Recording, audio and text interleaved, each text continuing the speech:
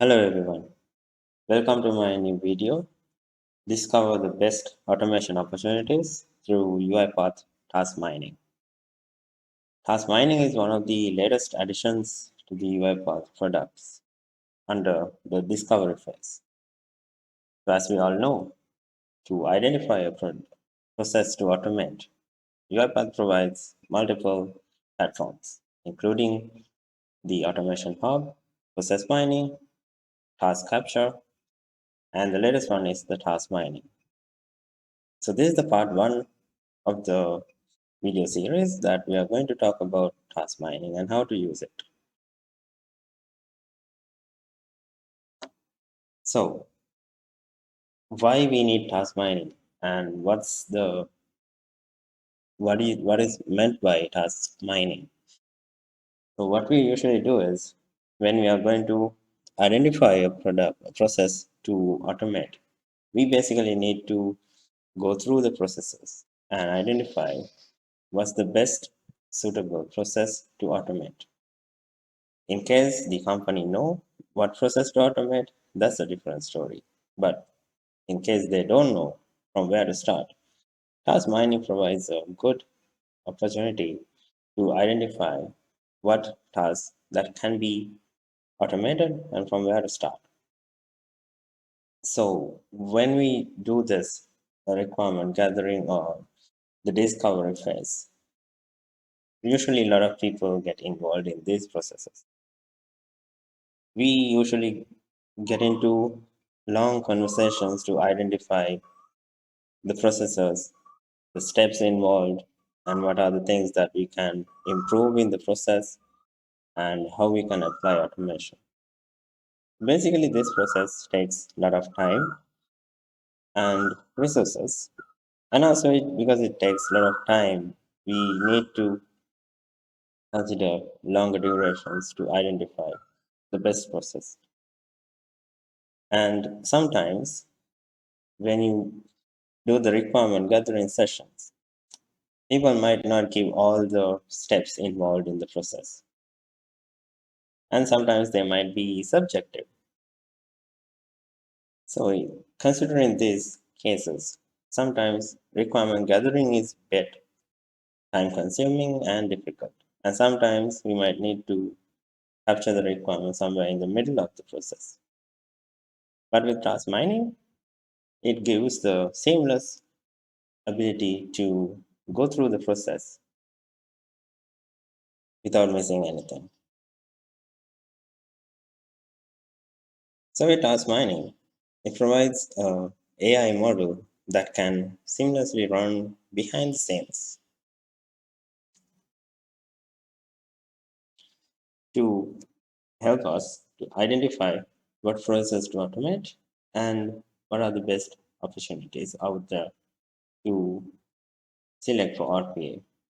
And the good thing is, when it's recording, it does not record everything on your screen. It basically needs users' consent to record an application. And also, it provides faster results. So, how does this work? And you might also ask a question: what's the difference between task capture and task mining? And also, what's process mining? So, before we get into task mining in detail, let's just have a look in what these are and how they differ from each other. So, task capture is one of the tools that were there for a while now, and it has the capability to record the steps that users are doing when they are doing these usual tasks. But when it comes to task mining, it has the ability to analyze the steps and the tasks that users perform and identify what are the best possible tasks to automate. But with process mining, it's different. Process mining works in the back end, whereas task mining and task capture works in the front end. Process mining, it uses the data that are transferred between in these processes and identify how these processes can be improved, standardized, to improve the process itself.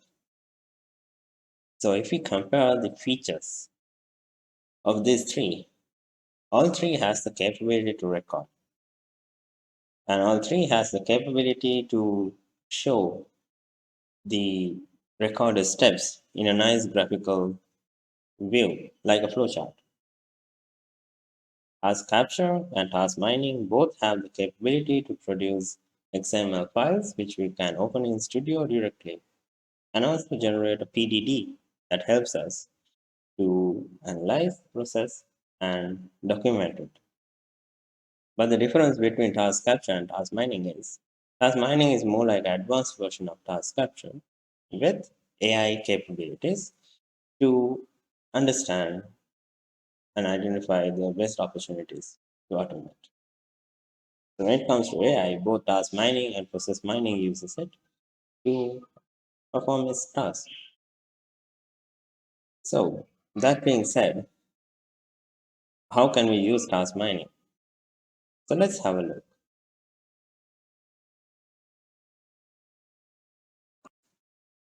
So this is my automation cloud. In here, you can see task mining is already available. But how you can enable that is, you can go to admin, find your tenant, and when you click on these three dots and go to tenant settings, here you can enable task mining. So in my case, it's already enabled. Once you enable that, it will show up on your left-hand side panel right over here. So as we know, task mining uses AI capabilities. So before we get into task mining, let's do one thing. We need to use AI Center for this. So in AI Center, there's a model that's specific for task mining. So let's first create it. So I'm going to create a project and I will name it task mining.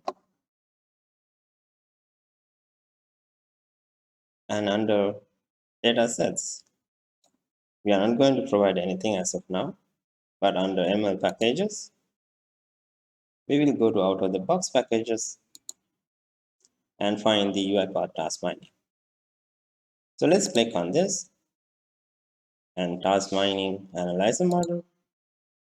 As you can see, this is a retrainable model, and we are going to use the latest version.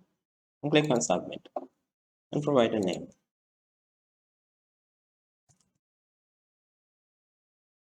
This is my task mining package, which I'm going to create right now. Okay, so this package is not deployed yet, but we will have a look at that sometime later in the series. Now let's get back to task mining. So once we have enabled task mining, our screen of task mining will look similar to this. You will have a default recording session, and also you can add projects. So over here, let's create a new project. And I'm going to provide a new name. Click on save. This will create a new task mining project for us. And as soon as I get into that project, we will see an overview that describes all the data captured and what are the app requests and so on.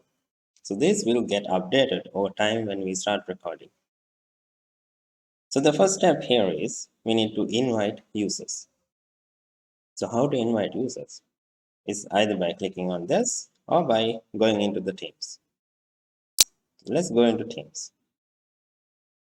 So we just need to invite users so that they are enabled to connect to the task mining project and start recording.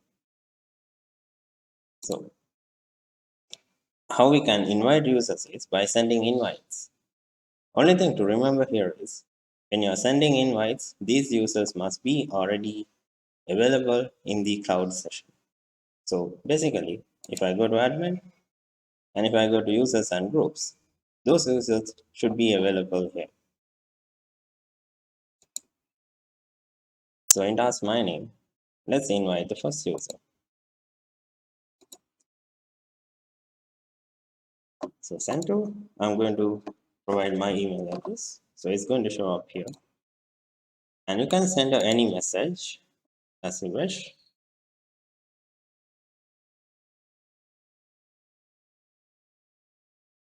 And there's a simple tool that we need to install to enable recording.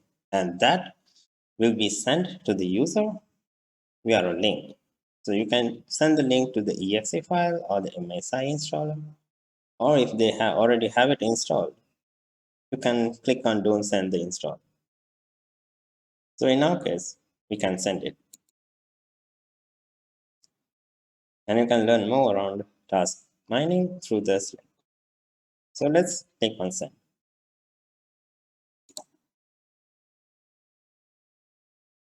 And once you send that, if you go to your emails, you will see a new email.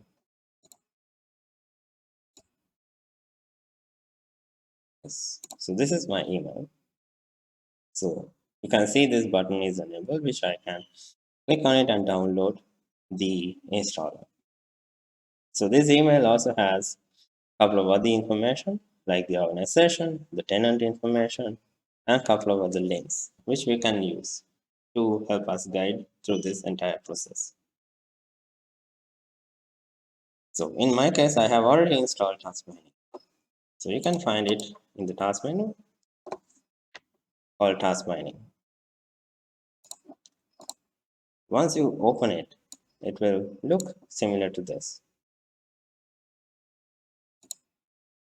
And here you can see that it says this user has been invited and it's not yet connected. So how to connect is once the tool is installed, you just need to click on sign in with UiPath.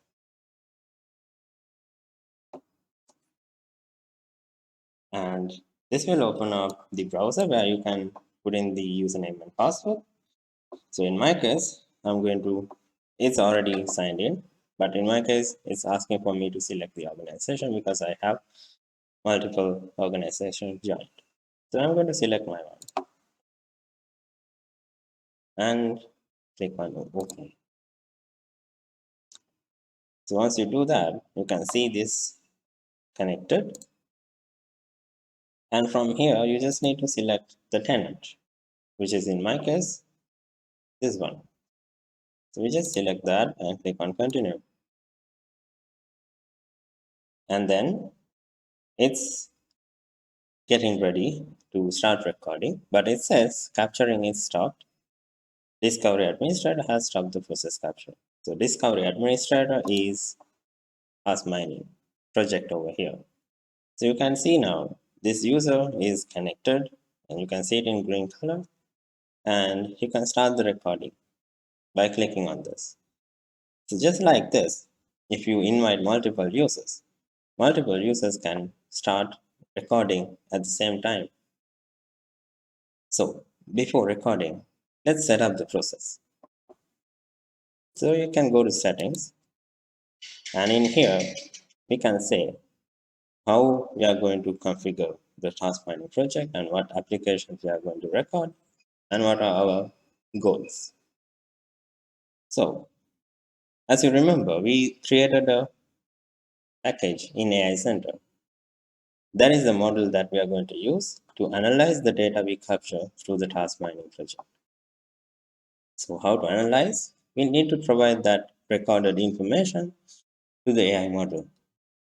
So to do that, under output configuration, under settings, we see two options. How we are going to upload the data.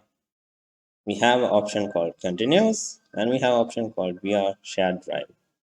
So in case we click on edit and select via shared drive, the recorded data will be uploaded into that shared drive. And later, the users will need to use that data and put it into AI Center where the model can access it. But it's much more easier if we use the continuous approach, which is already recommended, and it will automatically upload the data into AI Center, into a data set. So for this one, we'll use the continuous approach. And we just need to select what project we can use. So I'm going to use task mining, which is the one I created.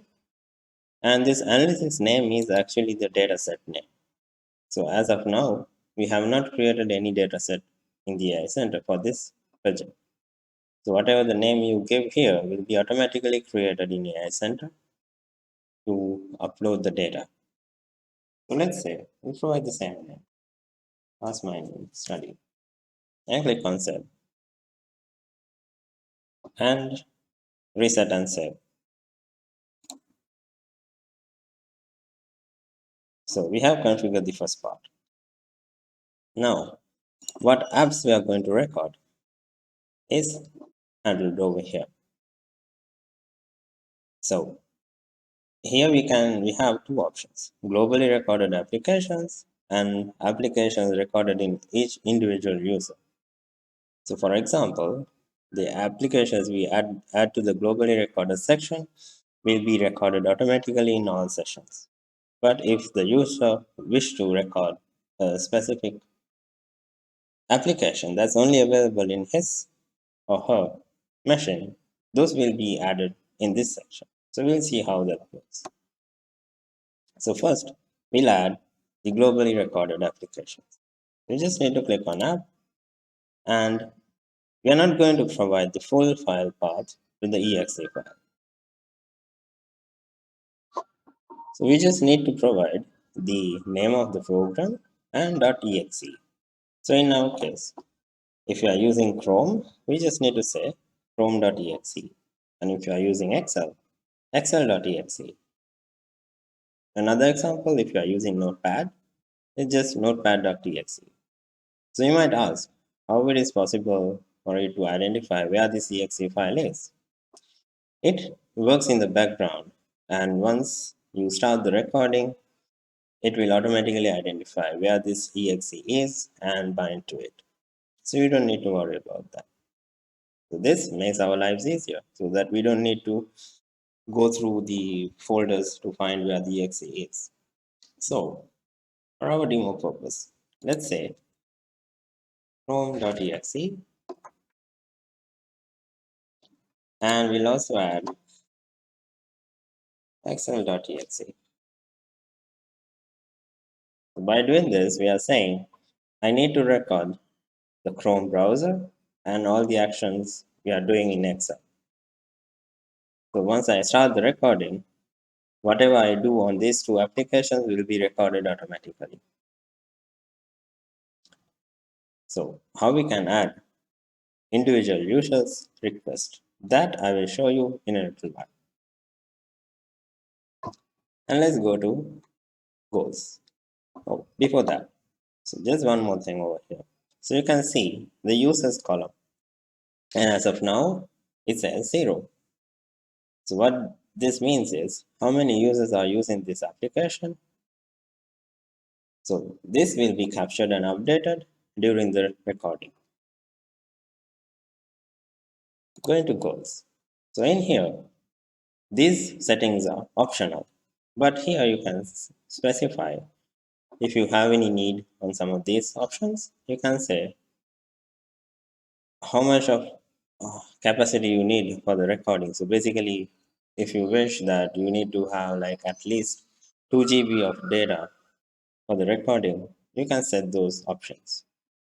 And on the other hand, if you need to set a recording time, basically you need to have at least 2 hours worth of recording to perform this analysis much more efficiently. You can define those goals over here. Similarly, you can do the user goals. And you can also say, once the goals are achieved, what you want to do.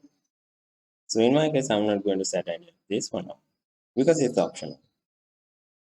And data collection policies. So it will say, show the consent dialog for users. So this is a very good feature because users need to provide the consent so that then only it will start recording. And those logs will be shown here for auditing purposes. So as of now, you can see, in my case, it says consent capturing enabled.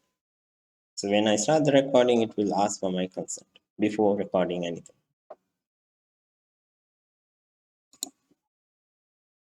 Okay, so with these settings, now we are ready to record. So how can we start recording? It's by going to Teams and clicking on Start. So let's get this one over here. And before doing the start, I just want to show one more thing.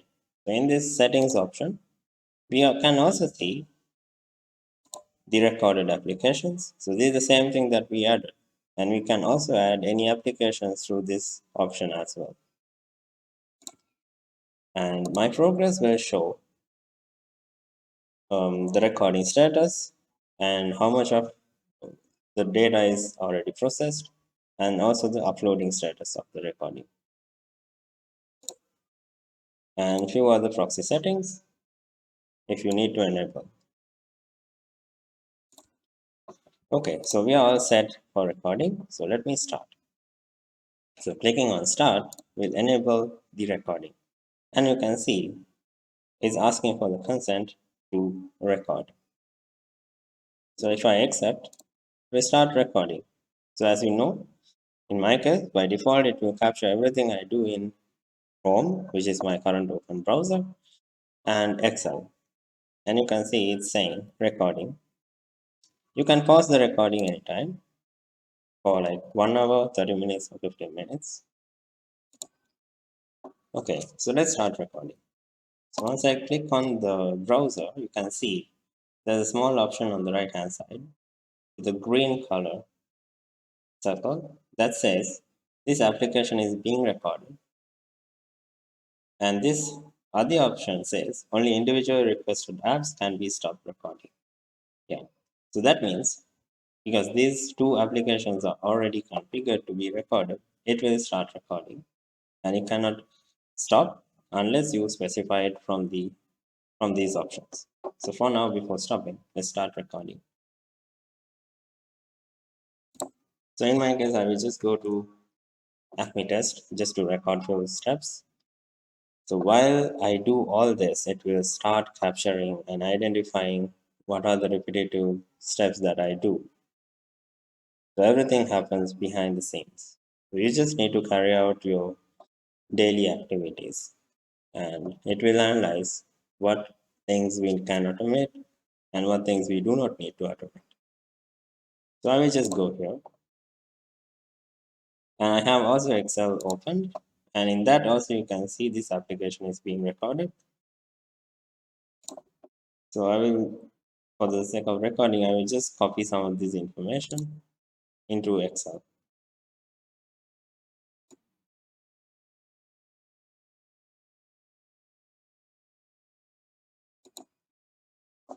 So I will copy.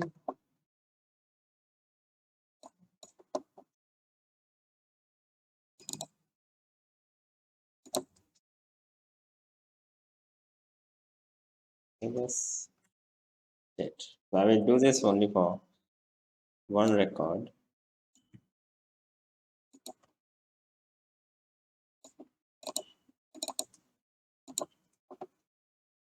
Let us open this one.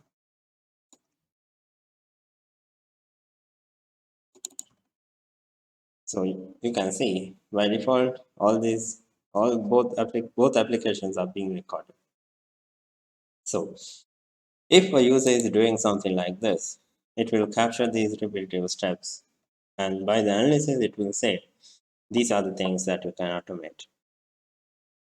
So I'm not going to do this for so many times because it needs at least a huge number of data to be captured to identify what are the steps that you need to automate and what are the repetitive steps. Because if you go here and go to discovery results, it will basically show, yeah, so this will show up in a while. Okay, so while this recording is going on, let's say I want to capture some of this data into a notepad file. which is not given in the um, original recording list. So my notepad is now open here. But whatever I do here, it will not capture it because you can see this application is not being recorded. But if you want me to capture this, you just need to click on this plus sign. Start capturing this application. You want to start recording this app? Yes. And from now on, you can see this green color. And you can stop the recording whenever you need. So from now on, whatever I do, here will also get recording. Okay. So that's how you keep on recording. So for now, let's stop the recording. I'm going to Teams, and from here, by clicking on these three options, I'm going to stop recording. So in the meantime, if we check over here under recorded apps, now you can see the new application, Notepad, which I added while recording. And still you can remove that. And if I see my progress, you can see it's waiting to start capturing, and it has already recorded 4 minutes, data volume, recorded actions, and how many steps are processed, uploading progress. The same will be shown over here. This can refresh. So all this data will be uploaded into AI Center. So let's go to AI Center, and in task mining, you go to data sets. Here you can see the data set, the same name I gave in task mining project. So going back to task mining, in the dashboard now you can see this as updated, showing the stats. And in the discovery results, it's saying it's not able to show any results yet because this recording is not sufficient. So we need to do a proper recording, and here you can see you need to have at least 40K actions. So you might wonder, how can we record 40,000 actions? It's possible. The good thing is in here, so I stop the recording. And if I need to start recording again, I don't need to start from the beginning. As soon as I start recording again, it will record everything and append to the previously recorded uh, data. So it will keep on adding the information so that at the end, you will have a big data set which you can do the analysis on. So that's how you configure task mining and do the recording. So I'm not going to keep you waiting for me to record so many steps. That I will do sometime, and we'll connect again on the part 2 of the series so that we can see how we can analyze the data based on the steps I recorded. So until then, I hope you will go through the steps, and I hope that this will be helpful for you to understand. And please go through the steps and enjoy the task mining, the newest addition into process discovery. And you can also find more information about this through the documents, through this user guide over here. And you can also find more information how to use this through the UiPath Academy. So I will see you in the next video. Until then, take care.